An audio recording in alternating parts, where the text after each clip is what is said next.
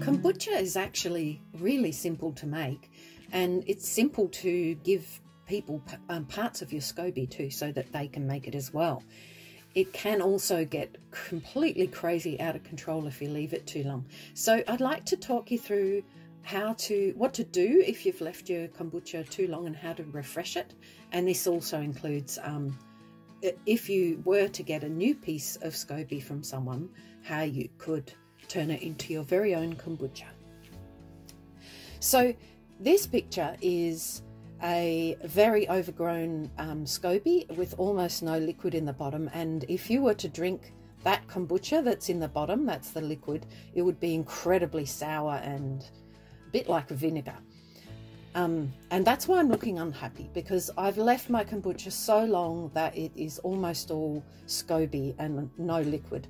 SCOBY, by the way, stands for a symbiotic combination of bacteria and yeast, or something very close to that. So it's actually a living organism. It's bacteria and yeast together, and it grows. It feeds off the sugar in the tea that you put in, and it grows. So we'll start off with a way overgrown SCOBY. That's what you can see here.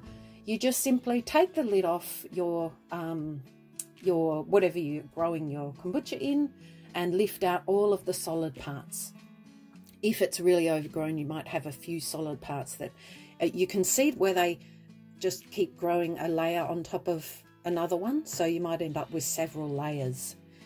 Then in this bowl, you can see that I've cut a part off that top layer, but really if this was you, you could cut that into little triangles and give them to anyone and everyone. You'd have so many there to start new cultures with. So if you're going to give some to somebody, they need a little triangle of the solid part and about 1/2 to 1 cup of the actual liquid, and that's for them to have enough to get started.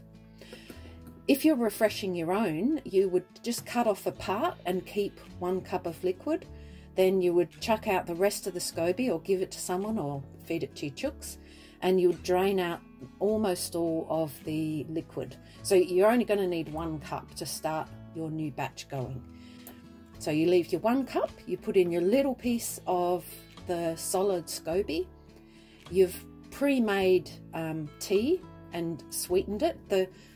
The amount of sugar I put in is 1/4 of a cup per litre, and I think I read that somewhere on Sarah Wilson's sugar-free life or something. It seems strange because it is sugar, but the reason for the 1/4 of a cup per litre is because that the SCOBY will be able to eat that much sugar, so that you get a pretty much sugar-free resulting kombucha at the end. So that's why I've gone for that, but you can make it more sugar if you like. So that tea has to be cool. You pour it into a jug. That's just simply to get it into the kombucha container easier. You pour it in, put the lid on, and then you can see in that last picture, that's me pointing to the little piece of solid SCOBY that's floating around.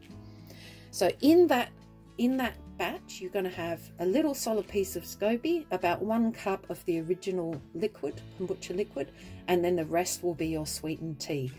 And you leave that for about a week just to help it get really strong. It'll start feeding on the sugars, and you'll notice a film start to form at the top of the liquid, and that's the new SCOBY that's starting to develop itself.